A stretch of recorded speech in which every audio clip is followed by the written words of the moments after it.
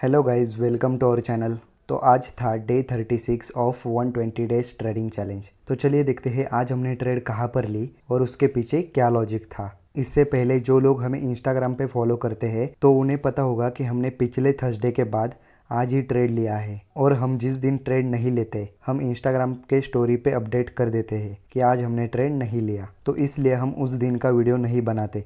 तो चलिए देखते हैं स्टेटमेंट में कि हमने ट्रेड लिया था या नहीं लिया था। लास्ट ट्रेड हमने 14 ऑफ दिसंबर को लिया था, शायद इस दिन पर थर्सडे था। तो चलिए चार्ट पे देखते हैं हमने 2-3 दिन क्यों नहीं ट्रेड किया। तो अभी अब बैंक निफ्टी के चार्ट में देख सकते हैं, बैंक निफ्टी आप देखोगे तो इसी रेंज में फंस कर रह गया था, इसलिए 2-3 दिन हमने ट्रेड नहीं किया था।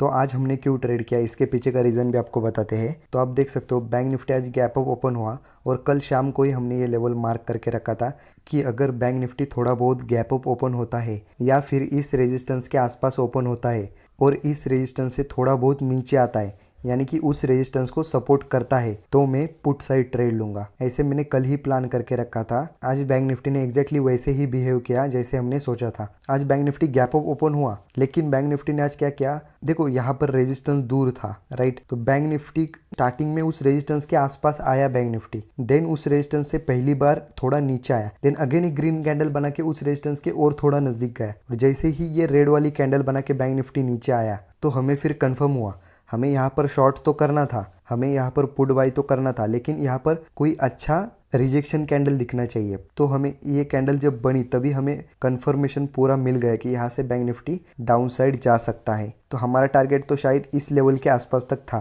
कि शायद बैंक निफ्टी इस लेवल तक आ सकता है, क्योंकि यहाँ पर ये जो गैप अप ओपन हुआ था इसकी जो गैप था ये फिल हो सकता था। तो इसीलिए यहाँ तक ही हमारा टारगेट था कि बैंक निफ्टी यहाँ तक आ सकता है। लेकिन आज क्या हुआ, बैंक निफ्टी नीचे तो आया लेकिन बहुत टाइम पास करते हुए मॉर्निंग में नीचे आ रहा था, इसलिए जो पुट का प्रीमियम था वो बढ़ नहीं रहा था। लेकिन जैसे ही बैंक निफ्टी ने ये 1 बजे के बाद ब्रेकआउट दिया तभी पुट का प्रीमियम बहुत अच्छे से बढ़ गए। तो अभी आपको लॉजिक तो समझ आ गया होगा। जो हमने रेजिस्टेंस मार्क करके रखा था 18 दिसंबर का जो हाई था, उस लेवल के आसपास ही बैंक निफ्टी आज ओपन हुआ, और इतना गैप ओपन होने के बाद बैंक निफ्टी कभी भी सीधी डायरेक्शन में ऊपर नहीं जा सकता। अगर फ्लैट ओपन होता तो हम एक्सपेक्ट कर सकते हैं कि बैंक निफ्टी ऊपर जा सकता है। और आप एक बात ध्यान में रखो, जब भी बैंक निफ्टी किसी अच्छे रेजिस्टेंस के आसपास डायरेक्ट गैप अप ओपन हो रहा है तो आपको हमेशा उसको फर्स्ट टाइम सेल करने का ही सोचना चाहिए, मतलब पुट बाई करने का सोचना चाहिए। अगर आपने पुट बाई किया और उसमें आपका एसएल हिट हुआ और मार्केट अगर अपोजिट साइड मूव कर रहा है तो आप प्लान कर सकते हो कॉल साइड का, लेकिन जब तक उस रेजिस्टेंस को बैंक निफ्टी रिस्पेक्ट कर रहा है तब तक आपको पुट साइड का ही ट्रेड प्लान करना चाहिए। तो आई होप आपको ये लॉजिक समझ आ गया होगा कि हमने यहाँ पर क्यों शॉर्ट किया।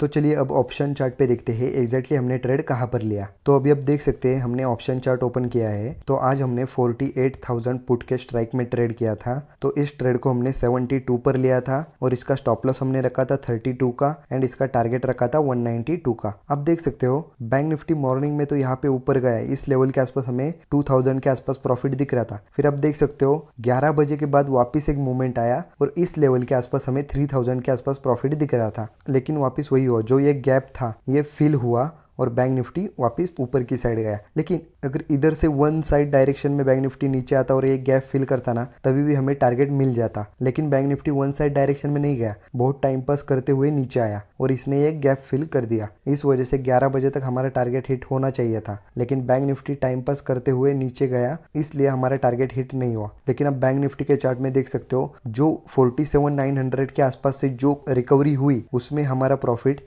3,000 रुपीज़ के प्रॉफिट से हम सीधा -600 रुपीज़ के लॉस में आ चुके थे। लेकिन जो हमें डेली फॉलो करते हैं उनको पता होगा कि अगर हम एक बार ट्रेड लेते हैं तो उसमें या फिर हमारा एसएल ही जाता है या फिर हमें टारगेट मिलता है, इसलिए हमने फिर उस ट्रेड को नहीं निकाला। आप हमारे कितने भी पीछे के वीडियो देख सकते हो, एक दिन भी ऐसा नहीं होगा कि जिस ट्रेड को हमने बीच में से कट किया होगा। तो इस लेवल के आसपास हमें 600-700 के आसपास लॉस दिख रहा था। और आप देख सकते हो बैंक निफ्टी में 1 बजे के बाद जो मूवमेंट हुआ, इसी मूवमेंट का हम मॉर्निंग से वेट कर रहे थे कि एटलीस्ट अगर थोड़ा सा फास्ट मूवमेंट बैंक निफ्टी में हुआ तो हमारे प्रीमियम अच्छे खासे बढ़ सकते हैं। तो 1 बजे के बाद वही हुआ, हमारा प्रीमियम 60 रुपीज़ के आसपास तक आया था। लेकिन 1 बजे के बाद आप देखोगे तो जो मूवमेंट हुआ तो आधे घंटे में ही हमारा पूरा टारगेट हमें मिल गया और ये ट्रेड 550 के आसपास जाकर क्लोज हुई। सोशल मीडिया पर आपको आज बहुत जगह दिखाया जाएगा कि 10 रुपए का पुट 100 रुपए हो गया, 10 रुपए का पुट 500 रुपए हो गया। उनमें से 1% लोगों ने भी ये मोमेंट कैच नहीं किया होगा। देखो, मार्केट का बॉटम और मार्केट का टॉप किसी को नहीं पता होता, तो हमें क्या करना है, उसमें से बीच में से हमारा प्रॉफिट लेकर निकल जाना है। किसी ने भी ये इतना पूरा मूव कैच नहीं किया होगा। देखो, बोलने के लिए बहुत आसान है कि इतने पॉइंट्स हमें मिल जाते, उतने पॉइंट्स मिल जाते, लेकिन जब हम उस ट्रेड में होते हैं तो हमारी साइकोलॉजी एंड हमारी मेंटेलिटी क्या होती है उसके ऊपर सारा डिपेंड होता है। एक्सपायरी के दिन हमारा स्टॉप लॉस होता है 40 पॉइंट्स का एंड हमारा टारगेट होता है 120 पॉइंट्स का। तो आज हमारा जो रिस्क का लिमिट था उसका हमने 1:3 अचीव किया। तो कभी भी आप ट्रेड करते हैं तो आपको डिसिप्लिन से ट्रेड करना चाहिए, ना ही आपको लालच करना चाहिए, ना ही आपको ट्रेड में डरना चाहिए। क्योंकि अगर आपने एनालिसिस किया है तो कुछ सोच समझ के ही किया होगा, और पूरी तरह सोशल मीडिया को इग्नोर करो कि इतने का कॉल इतना हो गया, उतने का कॉल उतना हो गया। अगर आपको सक्सेसफुल होना है तो आपको खुद के ऊपर ध्यान देना है कि आप कैसे इस 600 पॉइंट में से